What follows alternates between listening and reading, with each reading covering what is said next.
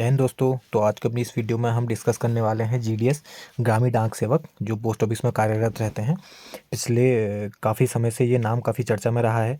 पहले आपने अपने रिक्रूटमेंट प्रोसेस को लेकर, फिर हाल ही में पार्लियामेंट में इससे रिलेटेड काफ़ी सांसदों ने अपनी अपनी राय दी है उसको लेकर, और अब जो इनकी जीडीएस की जो हड़ताल होने वाली है हाल ही में, उसको लेकर ये नाम काफ़ी चर्चा में है। तो हमने इस टॉपिक पर वीडियो बनाना जरूरी समझा। तो ग्रामीण जीडीएस का अर्थ होता है ग्रामीण डाक सेवक, इससे तो आप परिचित ही होंगे। तो ग्रामीण डाक सेवक सबसे बेसिक इकाई आप कह सकते हैं पोस्टल डिपार्टमेंट की, जो कार्य करने वाले वहाँ एम्प्लॉयज़ हैं, उनके जो सबसे प्राइमरी जो प्राथमिक दर्जे के जो एम्प्लॉय होते हैं वो ग्रामीण डाक सेवक उन्हें कह सकते हैं। ठीक है। तो जो ग्रामीण डाक सेवक होते हैं, इस पे हम ये वीडियो थोड़ा लंबा ज़रूर हो सकता है क्योंकि हमने बारी बारी से इसमें सभी टॉपिक कवर किए हैं। लेकिन मैं कोशिश करूँगा कि इस वीडियो के माध्यम से आपके इस जॉब प्रोफाइल से रिलेटेड जो भी क्वेश्चन हैं या क्वेरीज़ हैं वो सारी क्लियर हो जाएंगी। ठीक है। चूँकि मैं भी एक जीडीएस के तौर पर अपनी सर्विस दे चुका हूँ इंडिया पोस्ट में, तो शायद मैं आपको बेहतर समझा पाऊँ। तो इसलिए आप वीडियो एंड तक ज़रूर देखिएगा, और उसके बाद भी अगर आपके कोई सवाल रहते हैं जीडीएस से रिलेटेड तो आप कमेंट में पूछ सकते हैं। ठीक है।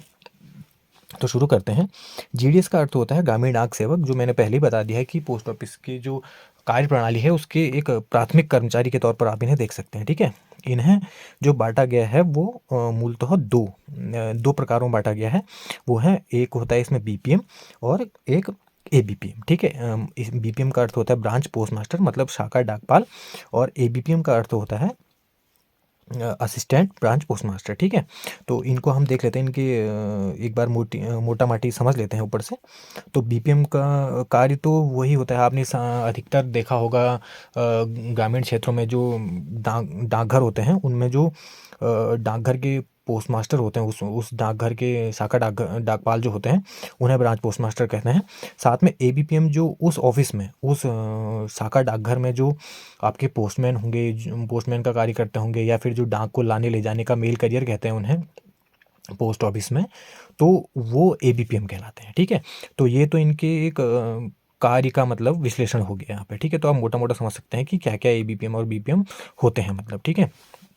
फिर आते हैं, अब जो हमने टॉपिक लिखे हैं इनको बारी बारी से कवर करते हैं। ठीक है। तो सबसे पहले सैलरी, जो काफ़ी इंटरेस्टिंग टॉपिक भी रहता है क्योंकि जब से इसका रिक्रूटमेंट प्रोसेस ऑनलाइन हुआ है तो लोगों की काफ़ी इच्छा तीव्र हुई है इसको जानने के लिए कि क्या सैलरी होती है, क्या वेजेस वगैरह होते हैं। तो हमने इस एरिया को भी, इस टॉपिक को भी कवर किया हुआ है। तो दोस्तों, जो बीपीएम और एबीपीएम में जो सैलरी होती है, इनका जो मानदेय होता है वो होता है, बीपीएम का होता है 12,000 का, 12,000 मतलब बेसिक होती है, और वहीं एबीपीएम का होता है 10,000। ठीक है।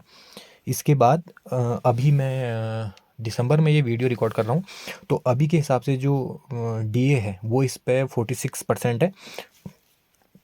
तो 46% इस पे एप्लीकेबल होता है, 46% इस पे भी एप्लीकेबल होता है। तो ये मान के चलिए आपकी लगभग एबीपीएम के तौर पे 14,500 या 15,000 के करीबन तनख्वाह बनती है। वहीं आपकी बीपीएम के तौर पे 16-17,000 रुपये से आप स्टार्ट करते हैं, 17,000 रुपये मान लीजिए। ठीक है। क्योंकि इसमें फिर ऐसी कुछ स्टेशनरी चार्जेस, छुट 25-30 रुपये ऐसा कुछ जुड़ता है। एचआरए वगैरह आपको इसमें नहीं मिलता है। ठीक है। एचआरए हो गया या टीए हो गया, वो सारी चीज़ें नहीं मिलती, सिर्फ आपका बेसिक और उसके साथ टीए, और साथ में कुछ स्टेशनरी चार्ज वगैरह कुछ फिक्स होते हैं, वो चीज़ आपको इसके साथ मिलती है। ठीक है। तो वही मैंने जो बता दिया लमसम, आप ये मान के चलते हैं 17,000 से 16,500 या 17,000 से एक बीपीएम स्टार्ट करते हैं अपनी सैलरी, और वहीं एबीपीएम अपनी 14,500 या 15,000 रुपये से अपनी सैलरी स्टार्ट करते हैं। ठीक है। तो सैलरी का पॉइंट यहाँ पर मेरे ख्याल से कवर हो चुका है। अब आते हैं वर्किंग आवर पे। ठीक है। तो काम के जो घंटे होते हैं वो इनके 4 और 5 घंटे के हिसाब से निर्धारित होते हैं। मतलब आप एक समझ सकते हैं कि जिन ग्रामीण क्षेत्रों के पोस्ट ऑफिस में ज़्यादा काम होता है तो उन्हें 5 घंटे के स्लैब में रख लिया जाता है। ठीक है। और वहीं जिन ग्रामीण क्षेत्रों के पोस्ट ऑफिस में कम काम होता है उन्हें 4 घंटे के स्लैब में, मतलब इन ऑफिसेज में जो कार्य होगा लोगों के लिए, कस्टमर्स के लिए, वो 4 और 5 घंटे के आधार पर निर्धारित होगा, या तो 4 घंटे का होगा और या फिर 5 घंटे का होगा। ठीक है।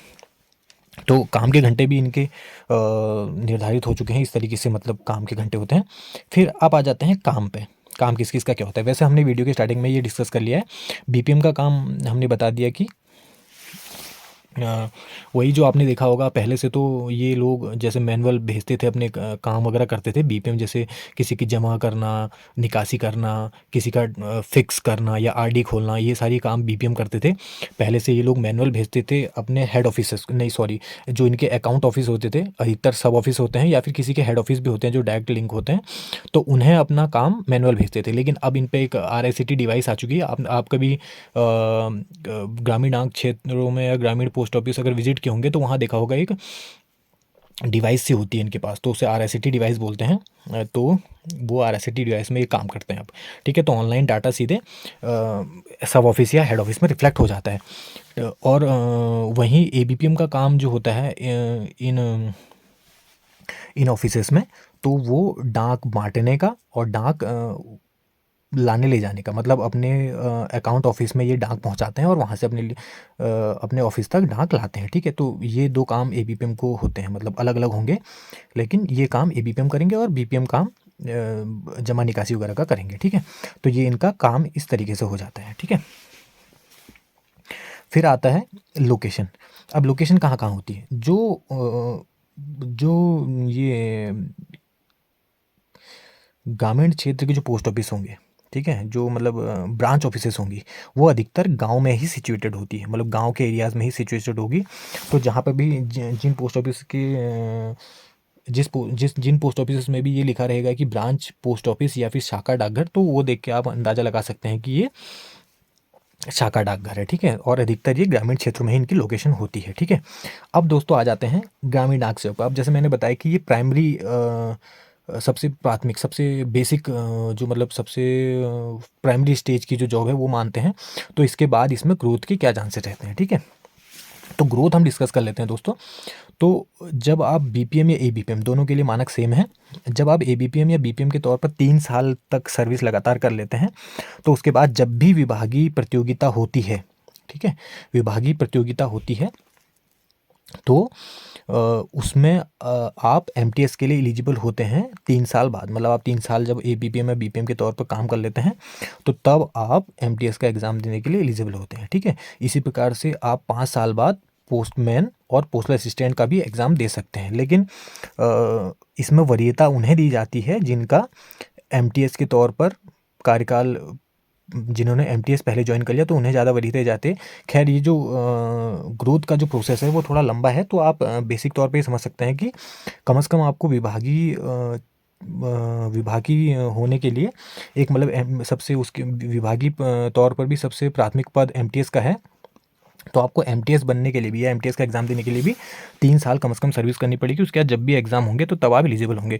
जो उसके बाद पोस्टमैन या पोस्टल असिस्टेंट का एग्ज़ाम देने का प्रोसेस है वो थोड़ा और अलग है, तो उसके लिए कभी समय लगते ही मैं वो ज़रूर वीडियो बनाऊँगा कि उसके बाद पोस्टमैन या पोस्टल असिस्टेंट का एग्ज़ाम देने के लिए क्या क्या एलिजिबिलिटी चाहिए होती है और किस किस तरीके से आप उसके लिए एलिजिबल होते हैं या कब कब आप वो एग्ज़ाम दे पाते हैं।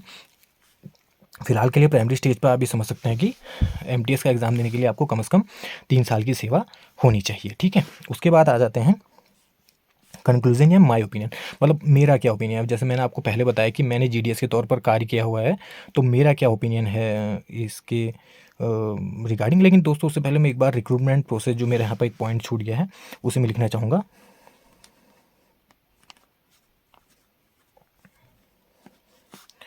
Recruitment process. ठीक है, तो रिक्रूटमेंट प्रोसेस अब तो आपको सभी को पता है कि ऑनलाइन होते हैं। सभी 10वीं के मार्क्स के आधार पे इनका रिक्रूटमेंट हो रहा है। पहले से ऐसा होता था कि किसी भी मतलब जो यहाँ के पोस्ट ऑफिस के इंस्पेक्टर होते थे, ASPO होते थे, इनके हाथ में पावर होती थी कि ये आवश्यकता अनुसार किसी लोकल एम्प्लॉय का उसके क्वालिफ़िकेशन के आधार पर अपॉइंट कर सकते थे। लेकिन अब जो इस रिक्रूटमेंट में प्रोसेस में थोड़ा पारदर्शिता लाने के लिए ऑनलाइन कर दिया है, तो अब आपने देखा होगा कि जो लगभग 90 95 यहाँ तक कि 100% जिनके 10th में मार्क्स हैं, उन लोगों का सिलेक्शन हो रहा है। मतलब मैं तो पिछले काफ़ी टाइम से ये देखकर हैरान भी था कि कोई भी बच्चा, मतलब 90% से नीचे वालों को तो सिलेक्शन ही नहीं है। ठीक है, तो मतलब ये मान के चलिए अब, और 95 90 92 3 4 पर लाने पे भी उन्हें ABPM मिल रहा है। BPM तो मतलब ये मान के चलिए अब 100% 95 से जिसके अबव है उसी को BPM अलॉट हो पा रहा है, वरना एबीपीएम में ही आ रहे हैं, और वो भी 90% से ऊपर ही हैं। 90% से नीचे तो इसमें इस जॉब को भी मिलना लोगों के लिए मतलब काफ़ी मुश्किल हो रहा है। ठीक है, तो आप इसी से कंपटीशन का भी अंदाज़ा लगा सकते हैं। तो ये अब इसका रिक्रूटमेंट प्रोसेस है, ऑनलाइन आप भरेंगे इसका फॉर्म। समय समय पर इसकी विज्ञप्तियाँ आती रह रही हैं, वो तो आप ऑनलाइन देख ही रहे होंगे। अलग अलग नोटिफिकेशन या इस तरीके से आपको पता चल ही रहा होगा इसके बारे में जानकारी। तो ये आप अंदाज़ा लगा सकते हैं कि अगर आपके 90% के लमसम हैं मार्क्स, तभी आप इसको भरें, वरना आज के समय के अनुसार काफ़ी मुश्किल है इसमें। अगर आप 80%, 75% इन पर अगर बिलोंग करते हैं, और आप पे साथ में कोई मतलब एक्स्ट्रा वो नहीं है, जैसे ईडब्ल्यूएस वगैरह कोई और, जैसे जिससे आपको थोड़ा छूट मिलती है, अगर रिलैक्सेशन का कोई नहीं है, तो आप 80% के बाद तो मतलब ना ही अप्लाई करें तो वो ज़्यादा बेहतर है। ठीक है, तो फिर आते हैं दोस्तों कंक्लूजन या माय ओपिनियन पे। ठीक है, जो लास्ट ऑप्शन पे जो था, मैंने पहले ही बताया था कि मैंने जीडीएस के तौर पर काम किया है, तो मेरा क्या सुझाव रहेगा या मुझे कार्य करते वक्त कैसा महसूस हुआ। तो दोस्तों कार्य तो मतलब ठीक ठाक है। एक उससे अगर आप अपने कार्य को ही देखते हैं तो 4 या 5 घंटे के अनुसार आपको इतने वेजेस भी मिलते हैं, तो एक तरीके से आप सफिशिएंट कह सकते हैं। जैसे आप स्टूडेंट हैं, अगर माना सबसे अच्छी अपॉर्चुनिटी तो उन्हीं के लिए है। अगर आप स्टूडेंट हैं तो आप 3 या 4 या 5 घंटे काम करके अपनी पढ़ाई को भी कंटिन्यू रख सकते हैं, और साथ ही साथ आप इस सैलरी वेजेस के अनुसार अपने लिए खर्चा भी जुटा सकते हैं। अगर आप इस तरीके के हैं, अगर आप एक तरीके से कह सकते हैं कि अगर मतलब हो सकता है किसी की विलिंग भी हो इस जॉब में आने को, लेकिन अगर कोई ये सोच के भी आता है कि वो थोड़ा उसका अपना खर्चा निकल जाए और थोड़ा फैमिली को सपोर्ट कर ले एक तरीके से, मतलब बहुत ज़्यादा तो आज के समय के अनुसार इस सैलरी में फैमिली को सपोर्ट करना, अगर मतलब 5 या 6 लोगों की फैमिली हो जाती है तो इस सैलरी में सपोर्ट करना थोड़ा मुश्किल होगा। लेकिन यह है कि अगर कोई अपने उससे अपनी सामर्थ्य से चाहता है कि मैं अपना खर्च खुद खुद कोई स्टूडेंट, स्पेशली मैं स्टूडेंट्स को टारगेट करते हुए यहाँ पे बोल रहा हूँ, क्योंकि कई हमारे जीडीएस दोस्त या भाई बहन या मेरे से सीनियर जो हैं, मैं कहूँगा, जो वो काफ़ी समय से इस जॉब पे जुटे हुए हैं, तो वो हालांकि एक तरीके से बेहतर अपना जीवन व्यतीत कर रहे हैं। लेकिन जो आज के स्टूडेंट्स हैं, जो मतलब मैं एक्सपेक्ट कर सकता हूँ जो 95% लाते हैं, 100% लाते हों, उनकी एक्सपर्टीज़ थोड़ा ज़्यादा हो सकती है इस जॉब के मुकाबले। तो फिर भी अगर वो खुद से अगर माना कुछ करना चाहते हैं कि अर्ली एज में उनको कहीं से खर्चा मिल जाए, तो ये जॉब एक तरीके से उनके लिए गिफ्ट के स्वरूप है। ठीक है, आप 4 से 5 घंटे दीजिए, साथ ही साथ आप अपनी पढ़ाई कर सकते हैं, किसी भी एग्ज़ाम की तैयारी कर सकते हैं, या आप कुछ भी अगर माना स्पेशली एग्ज़ाम की ही तैयारी है, अगर आप कोई भी एग्ज़ाम की तैयारी करना चाहते हैं, तो 4 या 5 घंटे के बाद आप पे सफिशिएंट टाइम होता है कि आप कोई भी एग्ज़ाम की तैयारी कर सकें। ठीक है, वर्क लोड के बारे में जहाँ तक कहें तो दोस्तों थोड़ा बहुत टारगेट्स रहते हैं, लेकिन वो आपके ऑफिसर पर डिपेंड है कि आपको ऑफिसर किस तरीके के मिलते हैं, क्योंकि कई ऑफिसर्स जो हैं वो समझते हैं तो इतना ज़्यादा फोर्स भी नहीं करते हैं टारगेट्स को लेकर। लेकिन कुछ ऑफिसर्स आपके कई बार कह सकते हैं कि हमें टारगेट अचीव किए, हमें भी ऊपर से आ रहे हैं, तो थोड़ा बहुत टारगेट्स होते हैं। अगर आप ठीक ठाक तरीके से काम कर सकते हैं तो वो भी अचीव हो ही जाते हैं अमूमन। ठीक है, तो दोस्तों जॉब ठीक ठाक है, मैं तो ये कहूँगा। आप अपनी स्थिति देखें, उस अनुसार ही जॉब सेलेक्ट करें। बाकी इस जीडीएस को लेकर के इसमें कुछ चीज़ें छूट गई हों तो आप कमेंट में पूछ सकते हैं। बाकी आपको वीडियो कैसा लगा ये आप कमेंट में ज़रूर बताएं। ठीक है, थैंक यू, बाय बाय।